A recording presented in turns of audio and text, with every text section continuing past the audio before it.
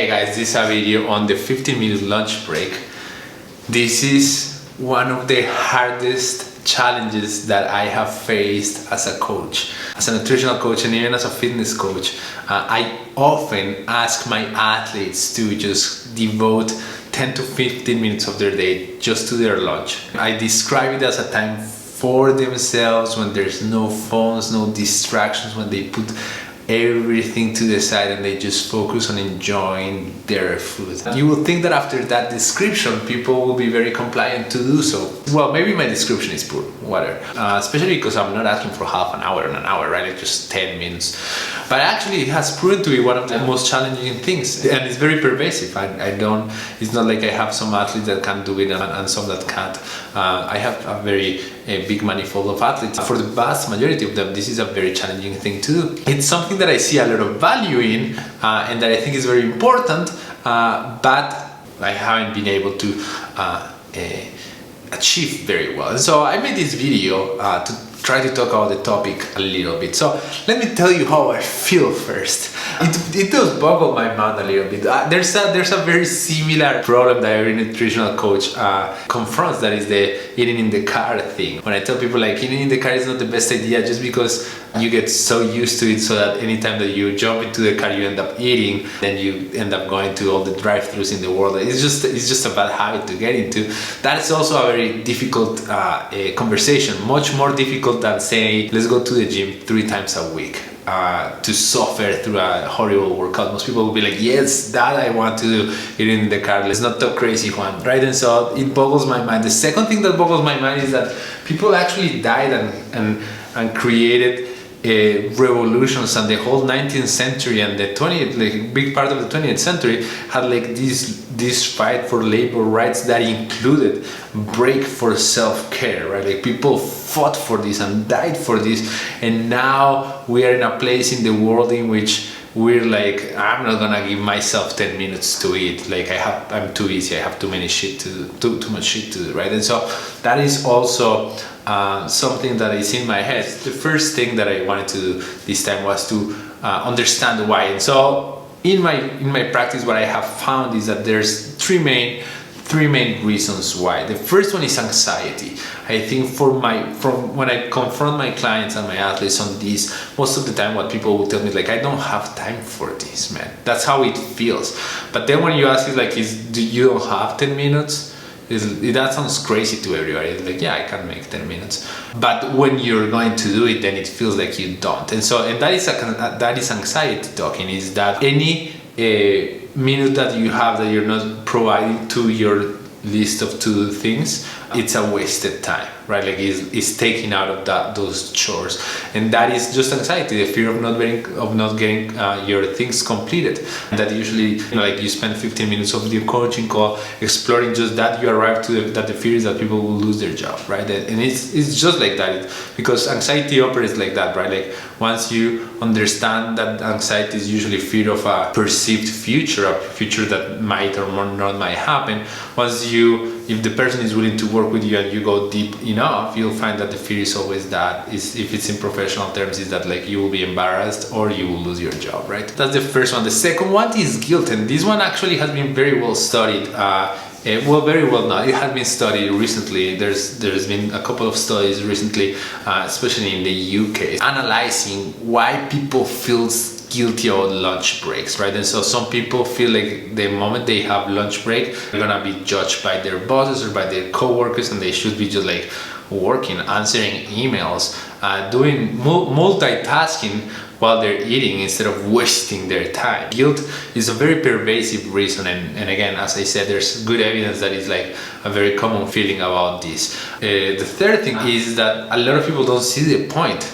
A lot of people think it's like, why would I stop and enjoy my meal if I can, while I do that, answer these 35 emails that I have to actually answer? Like, why 10 minutes? Even if it's little, why should I do that, right? Like, there's no value for most people there.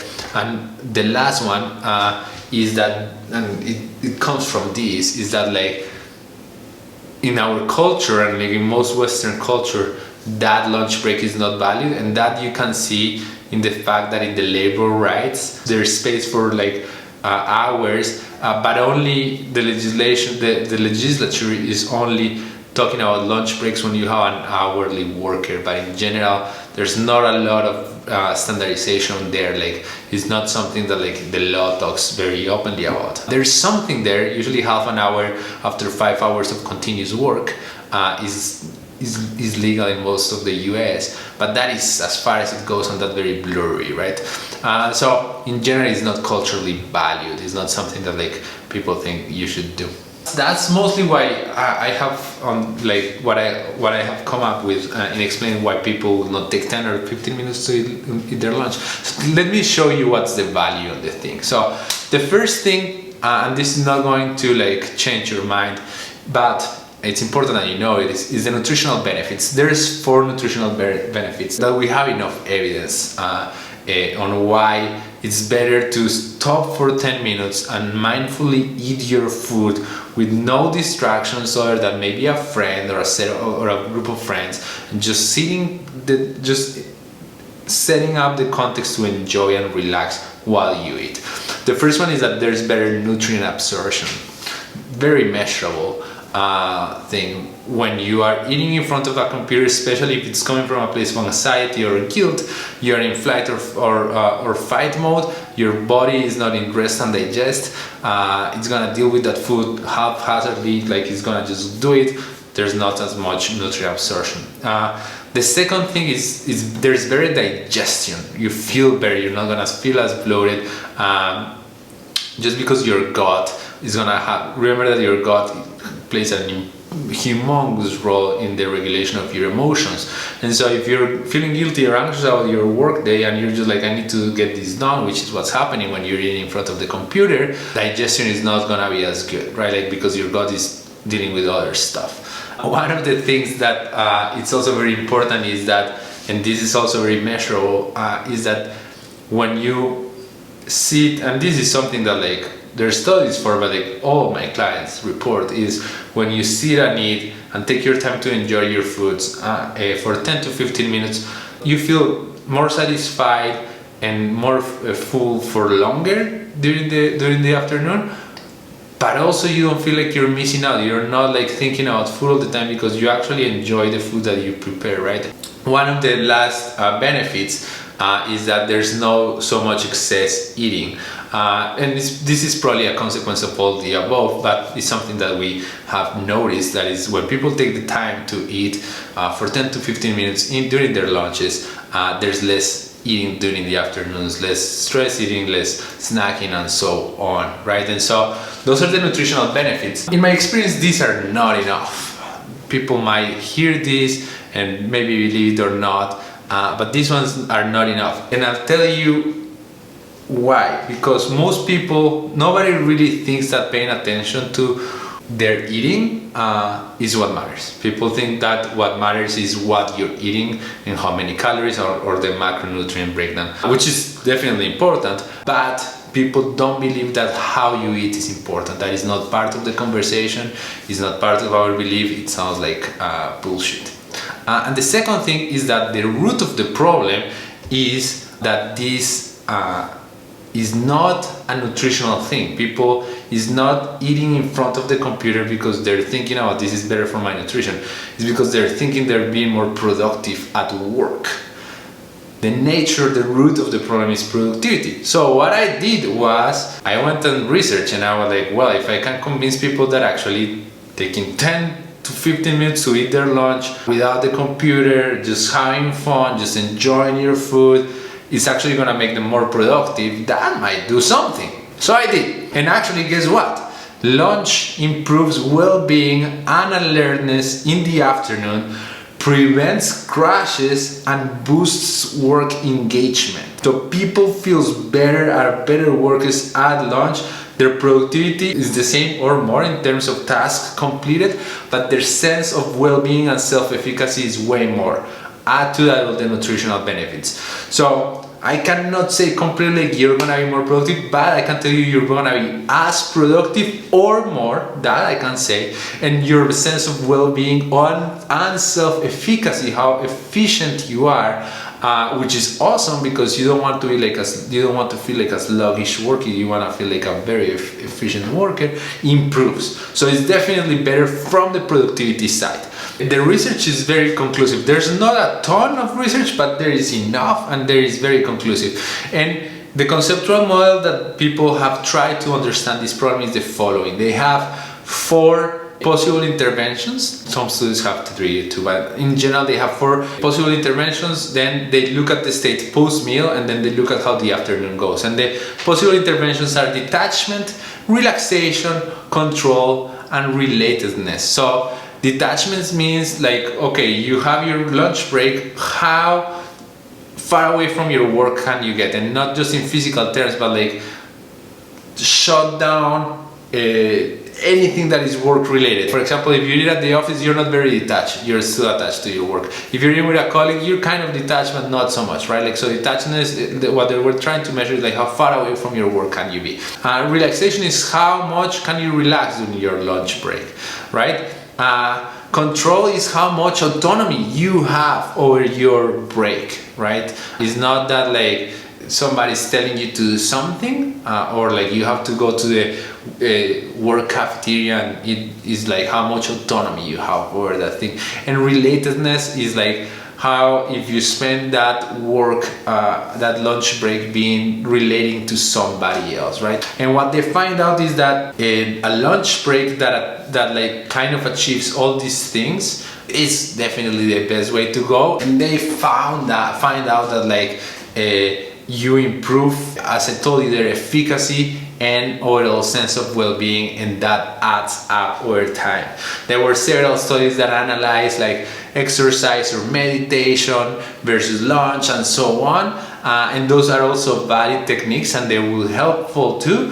But what we know is that if we have an intervention that attacks either detachment, relaxation, control, or relatedness, better if attacks all of them, but like, you know, like just one, it will work and it will make you feel more efficient, and it will make you be more productive and more relaxed, right? And so the question will be like, okay, how do we apply this to your work, right? And so the first thing is that lunch can help you detach, because you can focus just on your food, which is most of the time, unless you work in the food industry, food related. So the lunch can be your moment of detachment. Even if you're sitting in your office, turn off everything and it can help you with that. Second, food is relaxing in itself as long as you're paying attention. Eating will bring your autonomic tone down. That's why we use it emotionally most of the time, right? And so it will help you with relaxing. There's 700 ways to actually do mindful eating, mindful meditation when you're eating that will like help you consciously relax. And one of the main things is that relaxing, you have to understand relaxing as noticing tension and letting go of that tension. That is what relaxing is. So when you're eating, if you're focused on your food and you're focused on your body and you are focused on that relationship, you'll start feeling all the tension in your body, and that tension can translate into tension in your mind. As soon as you notice that tension, you will let go of that and you will actually be relaxing. So you'll get that second characteristic of a good break. The third thing that on how to apply this, own your break, right? So make sure that you direct your break. Don't take 10 minutes to do some other tasks. Own your breaks mean you have the autonomy to create your space for relaxation, detachment, and relatedness, right? And the last one is, should you add exercise and meditation to your lunch break? You can. Those tools are available, and as I said before, there's a lot of studies there talking about both. One of the things that those studies notice though is that especially the exercise intervention is very productive on the short term, and then it just normalizes. Then they stop seeing the goodness. It just became normal, right? With the meditation, the goodness kept happening. There was not real adaptation from the body, and so you kept seeing the good results. You could add both, but as I said before, You can also have a practice of mindful eating, very, very intentional, especially if you're by yourself. And one thing that is not here in the slide, but that you should also think is, if you really enjoy being social and enjoy having your food with friends, do that. That's very productive, right? Anyhow, that is it. Eating 10 minutes, 15 minutes every day, every work day for lunch, just giving yourself that can be such a powerful, simple intervention, right? That will help you in many, many levels. That is it. I hope you enjoyed this video. I am adding a bunch of references to all the studies that I use for this on the description in case you want to check them out. If you are, and lots of my athletes and clients are, if you're a person in a position of power, if you're the boss of supervisor and so on, you have even more responsibility, because the fact that you're eating in front of the computer makes your subordinates feel like they should. And if you as a boss think that they should have 15 minutes to 10 minutes to do their job so that they can do it better, and if you think that that's going to improve their quality, but you're not doing it, what you're saying is that for you, that you don't really believe on any of that, right? And so if you're one of these persons in a position of power, this is mostly for you. If you're a supervisor, take your 10 minutes, lead by example, and I can guarantee you that the productivity of your team will increase, the happiness and the well-being of your team will increase, and you'll get better results. That is it. Let me know how it goes. It takes 10 minutes to 15 minutes to have a lunch break. Sounds like a silly thing to ask, but I think it's a powerful intervention.